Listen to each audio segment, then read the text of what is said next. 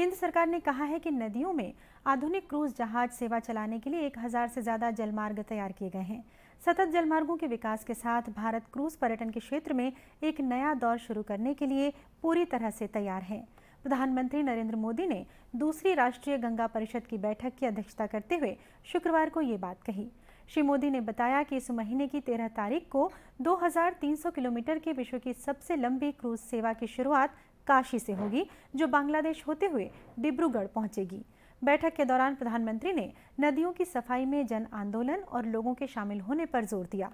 उन्होंने कहा कि प्रत्येक नागरिक को मां गंगा की सफाई के लिए शपथ लेनी होगी, तभी जाकर सरकार की सभी कोशिशें सफल होंगी।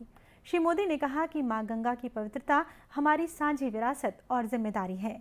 प्रधानमंत्री ने कहा कि हमारे पूर्वजों ने हमें इस विरासत को दिया था और ये हमारी जिम्मेदारी है कि हम अपनी आने वाली पीढ़ियों को इसे इसी हालात में और इसी शुद्धता के साथ सौंपें।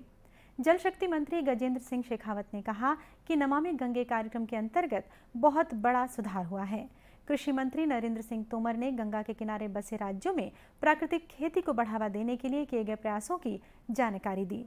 पत्तन पोत परिवहन और जलमार्ग मंत्री सर्बानंद सोनोवाल ने कहा कि उनका मंत्रालय नदी पर्यटन और आर्थिक गतिविधियों को बढ़ावा देने गंगा नदी में जलमार्गों के विकास के लिए हर संभव सहायता देगा। परिषद की पहली बैठक कानपुर, उत्तर प्रदेश में संपन्न हुई थी।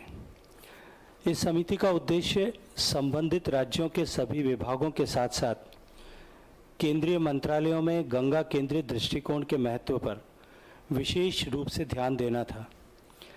इस बैठक में राष्ट्रीय गंगा परिषद को गंगा और उसकी सहायक नदियों सहित गंगा नदी बेसिन के प्रदूषण निवारण और कायाकल्प के समग्र उत्तरदायित्व का भी दायित्व सौंपा गया।